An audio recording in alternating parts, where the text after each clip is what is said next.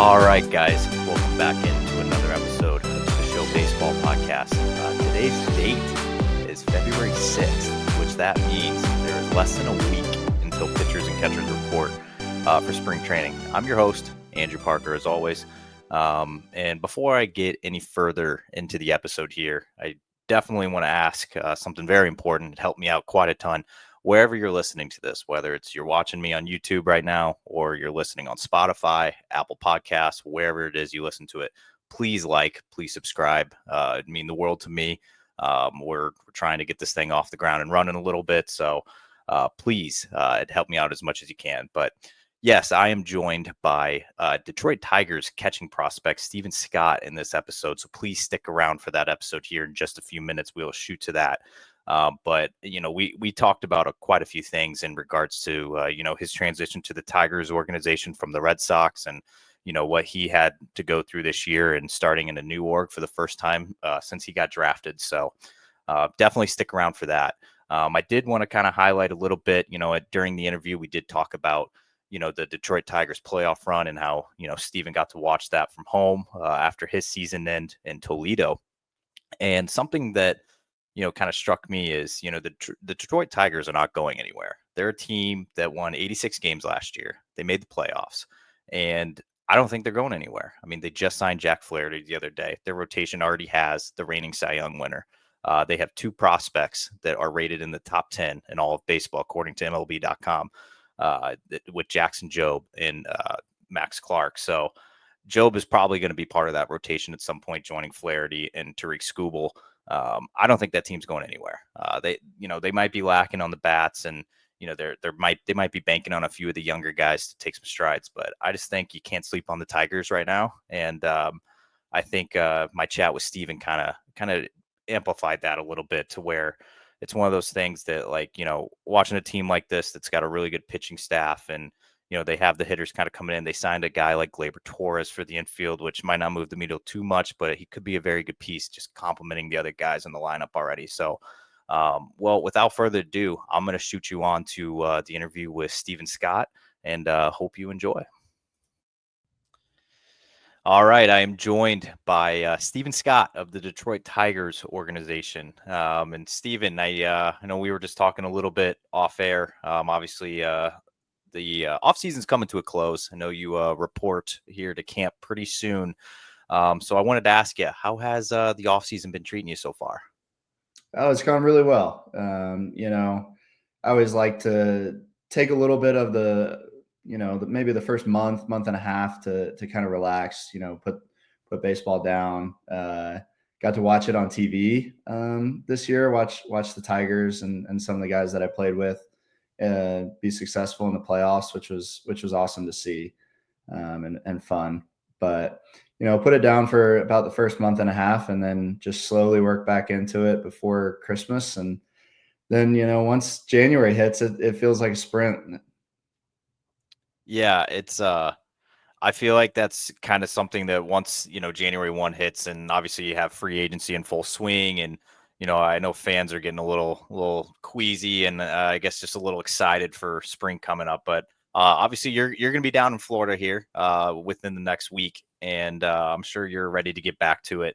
But I did want to ask you, obviously, about the new organization, because last time I talked to you on here, you were a member of a different organization. So what was that process like for you? Just like changing orgs for the first time in your career, obviously with the team that drafted you and you came up with in the Red Sox and going to the Tigers. So what was that process like for you to start 2024?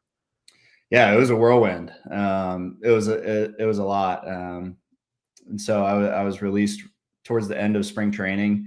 And then, within a couple days, it's calling, getting on phone calls and trying to figure out where I'm going to be heading, and then driving up to Erie, Pennsylvania, where I didn't know the staff. I didn't know any other players, had never played with anybody on there before. Turns out that I played against a couple. And so, baseball locker room, everybody seems to know somebody that so made friends quick. The staff there was incredible. They really welcomed me in, and And then the players as well just made me feel like I was right at home and able to step right into it. You kind of talked about how quick the turnaround was of, like, obviously you go through spring training. It was pretty much at the very end of spring training when you got released, and it's one of those things where you were signed just a couple days later. And so how long did it take you to feel comfortable and just kind of like, okay, like, I'm part of the Tigers now, like, I'm starting to know some people? How long did that take you? That's a good question. I think it took a little while, probably maybe a little bit longer than I thought it would take when people asked me who I played for to not say the Red Sox and then be like, oh man, well, the Tigers now. Um, so, but in terms of getting comfortable, the staff brought me in and sat me down, and they tried to make me feel as comfortable as possible. They said, we want you to come in here and do your thing. We'll work with you on all the onboarding, all the signs, and that sort of thing. And so they got me up to speed pretty quickly there. Like I said, they made me feel very comfortable and like I was able to come in and play and be myself. I always I feel like I have like way too many pitchers on this show. I feel like there's just way more of them. But with you being a catcher and playing in the field as well, I feel like it's a little different, than when a pitcher changes orgs and it's like, oh, they want me to learn this pitch, or they want me to, do this differently in my delivery or whatever it is. But for you being a position player, what kind of changes did you have to go through in the new org? Like, did they point out anything about, like, your swing or playing in the field? Like, I guess what kind of changes came with the new org? Yeah, there were definitely adjustments both offensively and defensively. I think for me the biggest thing defensively was just trying to get to know the pitchers as much as possible. So I had never caught any of the pitchers on our entire staff and had maybe faced, I think, 3 of them in previous years. So a lot of it was just trying to get out as much as I could, catch their bullpen, play catch with them, talk with them, hang out with them, just trying to build up that rapport as quick as I could. And then on top of that, also working with the catching coordinator, Brian Pena, they had already had like a little, not a list, but they had a few keys and things that they wanted me to work on right away. So it was kind of jumping into the fire. It's trying to learn these pitchers at the same time as making these adjustments so that I can progress as a defensive catcher. And a little bit of the same offensively. They brought me in and they were like, sure, you've been working on things. This is what we've seen in the past. They talked to me a little bit about bat angle. And then from there, it was really just adjustment based. It was based off of how I was swinging it in games and what the data was showing. So early in the season, my attack angle was super, super shallow. And so working with CJ Wamsley, the hitting coach in Erie, about trying to feel like I'm more direct and feeling like I'm, taking the barrel straight to the ball, even though that really wasn't what was happening. It felt the real versus feel was really mismatched for me early in the season. So tried to feel like I was overhauling it, and then I would look back at the film and it didn't look any different. So, but no major changes there. Just adjusting as the season goes on.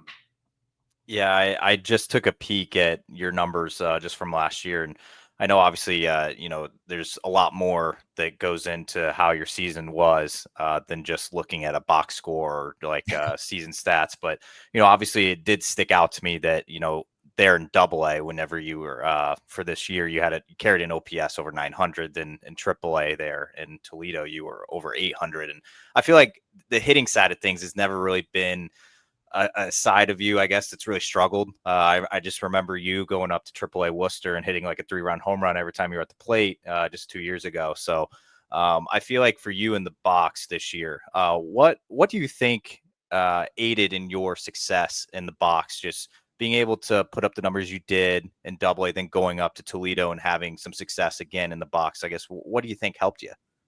Yeah, it was those adjustments that I was talking about. I really struggled early in the season, and none of that had to do with getting comfortable with the new organization or anything. It maybe there was a little bit of pressure that I'd put on myself in terms of I want to show up and make this good impression on the team that just picked me up, and I want to come out of the box hot and all of these things, and then just kind of fell flat on my face. It didn't quite happen that way. So being able to work with the coaches there, and then kind of identifying like the ranges of numbers of the data that I wanted to stay in, and really just communicating that to Mike Hessman at AAA when I got up there of like, hey, this is what I've been working on. These are the numbers that I'm really paying attention to. And if you see anything spike, like, let's sit me down, let's have a conversation, because this is what I'm trying to do. And if it's different, then something's not clicking for me. And he was really good about that. And there were a couple of times throughout the back half of the season that we had that conversation.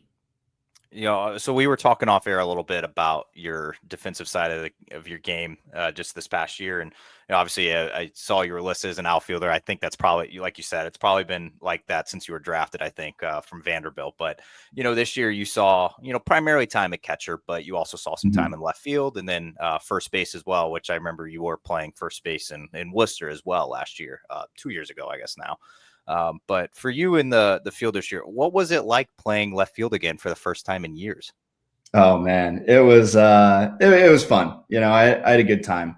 That shock a little bit the first time you see your name in the lineup with a 7 next to it instead of the 2. That gets the heart rate going a little bit. The first high fly ball that gets hit out there, and you got to run under it. But no, it was great. The staff kind of brought me in the first day that I got to Toledo and told me that, this is kind of the catching situation, and hey, for a little while, there's going to be more opportunity for you to play in the outfield, and where would you be comfortable? And I told them either corner outfield, and the way that our lineup was set up, left field had opportunity for me. And I got lucky enough that I think like the first 10 to 15 games that I played out there, maybe it wasn't that many, but I was playing left field and Parker Meadows is in center field. So felt like every time the ball went up, I could just let Parker run under it, and he could take care of that. But no, it took couple games and a lot of work to feel like I was comfortable back out there, but it was a little bit like riding a bike. And I'm glad that's continued to be part of my value proposition, and I hope that it stays that way going forward. I saw just looked, you made one error in your left field experience this year. So do you remember it? Was it something that you wish you had back a little bit? Yeah, a little bit. It was in Indianapolis. I was charging a ball that probably didn't have a play at the plate. Probably shouldn't have even been thinking about that, but just bobbled it a little bit and let them advance. Yeah. Wow. I wasn't expecting you to fully remember it, but there you go. That's interesting. But yeah, I think some words always stick out to me that your former manager in Worcester always used to say. And I felt like every single guy that used to play there in Worcester was playing multiple positions. Even you were playing 2 positions when you were there. And I remember him always saying, he's like, playing extra positions is never going to hurt somebody's chances of making it to the big league. So I feel like being versatile is never a bad thing. So if you are suiting up in left field, I feel like it's just going to help your case getting up to the next level there. I did want to ask, though, you made a return trip out to Worcester this year to face some of your old teammates. What was that like, facing guys that you came through the system with? Yeah, it was fun. I mean, it was great to see them. And then, there were certain guys like Sogard that I only saw for a day because he gets called back up to the big leagues. So, much rather him be up there than me see him in Worcester. But, it was great getting at bats off of a guy like Brian Van Bell, where I think I've caught him at every single level and basically every spring training that I've been at, he's been at. And so it's fun. Pick your pitches to sit on, and, and then you see why guys like that have success. You see why, he's been incredibly successful in his career. And also guys like G, guys got good stuff, and, pick your pitch to sit on. And he got me out with a splitter and grounded out to second base against him. So I'm going to put you on the spot here for a second. Obviously you're talking about a few guys, and obviously a couple guys as well that made their debut. And I think Van Bell's on his way to doing that at some point in 25. But for you, just seeing it from afar and obviously not playing on the same team with them, which guy were you the most happy for, proud of, whatever it is? I know you're probably proud of all of them, the guys you came through, but which one was like, that one felt extra cool seeing this guy make his MLB debut this year? Good question. Oh man, it felt like there was a lot, but I think Sogi sticks out to me. Just the way that, and I'm sure that you've heard this from other people. I'm sure that it's really his reputation, that the way that he prepares, just the way that he's himself in the dugout and the locker room. He's an incredible guy. And then obviously an incredible player that like we were just talking about, versatile, able to play a lot of positions. Really just a scrappy ball player. And, really love to see that for him and have that success up there. Yeah, I'm sorry to put you on the spot there. I know there's quite a few guys this past year, and it's tough for me too. But Nick Sogard, man, he's one of the best. What you see, like what he is on the field, off the field, he's going to be just like that away from the field, and he's just, I don't know, he's incredible, man. Absolutely, it's a good problem to have when you can't choose, when it's hard to choose which guy going up is the best, is the favorite. Yeah, no worries. I won't clip this and send it to Chase Sugar. You're safe on that one. Sugar's a close second. Oh, it's all good. But you were talking earlier in the show here that you were kind of talking about that you got to watch baseball actually once it got to the postseason. You got to watch the Tigers kind of on their it was kind of a cool run watching Detroit do what they did, obviously not being expected to do much like earlier in the season, and they get hot and they go on to the playoffs. But how exciting was that for you to know that, like, these are some of your teammates? It's like, this is where you'd like to be one day. Like, how fun was that to watch Detroit in the playoffs this past year? Yeah, it's awesome. I'm sitting down with my fiance and we're watching a game, and, she's doing work on her computer and writing notes and whatnot. And, I'm tapping her on the shoulder. I'm like, look, I played with him. Like that's Crides in the dugout there. That's Jay Hinn on the field. Like this guy's getting an at bat. Like, and so it was awesome, and to see a lot of them go up there and have success as well. It was even better, to feel like, that's my teammate. And, there were quite a few that were up and down throughout the season, and then they really found their footing late. And that was just awesome to watch.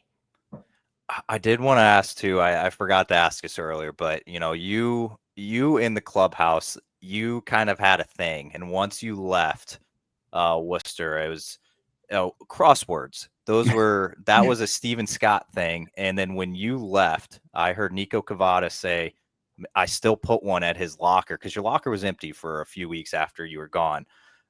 Where you were the year before, it was right to the right of the door. And he'd always put a crossword at your chair, even though nobody was at the locker. And he's just like, and I asked him one day, I was like, who's that for? And he's like, it's Scotty, man. This is his thing. Like, he's the crossword guy. Do you still do crosswords? What are you doing in the clubhouse, I guess, pregame? Yeah, still, I love doing the crosswords. It kind of depends on the mood. I would say I like doing them with other guys around. So if there's other guys, ripping a crossword, then I'm all in for it. Played a lot of cards, playing a lot of cards in the locker room, and, just hanging out, whatever the guys got going on, whether it's watching golf or football at the end of the season. And then than just a lot of cards. Okay. I just thought it was so cool, man, that like, it was kind of your thing, like in the Worcester clubhouse. It's like everybody knew that you were the crossword guy. And it's like when you were gone, it was like, it's a little Yeah. sad because they just kept putting one at your seat. And I'm just like, Oh, dude, man. he didn't die. He's still kicking. But no, I'm still doing them. I like doing them in the off season, when my fiance and I can sit down and have some time in the morning to do a crossword. We always love that. Okay. Hey, I don't hate it. I just She's the one that got me started on them, so she's the she created the monster. okay, that's fair enough. But yeah, I had to ask because they were still, I'm telling you, they were putting them on your seat for at least the first 2 weeks, and then I think somebody moved into that locker. But yeah, it was kind of sad to see. I was like, damn, that one hits a little bit. All right, I got a couple questions, two more left, and I'll let you slide here. So obviously, the off season's almost over, and I feel like a lot of the big free agents, besides a few, are all signed, and I feel like teams are what they are heading into camp now. For you as a guy in the Tiger system, how exciting has it been to see, like, the Tigers obviously, added Jack Flaherty, you got, Tariq Skubal coming back as the reigning Cy Young winner. They have, pretty good team on paper, just like they did last year when they made that playoff run. So how exciting for you as a player, like seeing them add talent, especially on the pitching side of things and going into camp? Yeah, you always want to feel like you have a good shot going in. And so to have that excitement, to have that buzz, I think that a lot of people, feel good about the way that we're coming in. A lot of it will always depends on how healthy people can stay. And so, just I think we're all excited. I think that, they've added some pieces. They brought pieces back like Jack Flaherty. So I think a lot of people are excited. And so my final question here, it is weird because I always, we were talking earlier, it's like, you last spring training, you didn't even get a chance to be at spring training with the Tigers. So it's like you didn't actually like get a chance to be around the entire organization and see a lot of the guys. But so this spring training is your first spring training as a Detroit Tiger in their system. Mhm. What kind of things are you looking forward to, I guess, as your first spring training with the team? Obviously, you're familiar with some guys after playing this past year, but what are you looking forward to as spring rolls around? I think just meeting everyone, a lot of it is just I've met people over the phone, I've texted, but just putting faces together. I think that'll be the biggest thing for me. It feels like a little bit of the first day of school again, where you're walking in and not sure who you're going to be next to or how many people you're going to know in your class.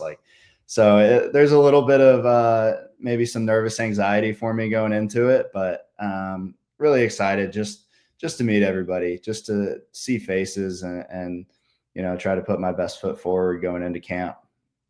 Are you itching at the opportunity to catch a Cy Young winner? I would love it. I would love it. Okay. Is he like one of the guys like that you, I guess, whenever, I mean, you possibly do have a chance to, catch him either on the, in a bullpen, something coming in. Is he a guy? I know you haven't played with him and caught him or anything like that, but is he a guy just watching on TV, one of the most impressive left-handers you've seen in a while? Yeah, I mean, absolutely. I think that you look at the year that he had last year and it was insane. And from what I hear, an incredible person as well. So, I'm looking forward to hopefully meet him and catch him as well and, develop some sort of relationship there. But yeah, like you said, just an incredible year, and hopefully you can repeat it and improve or just, keep dominating. All right, Steven. Thank you so much for hopping on. Obviously, we're going to be rooting for you in your first spring with Detroit here coming up in the next week. And yeah, wishing you nothing but the best in 25. But thank you for hopping on. Yeah, thank you so much, Andrew. Good to see you.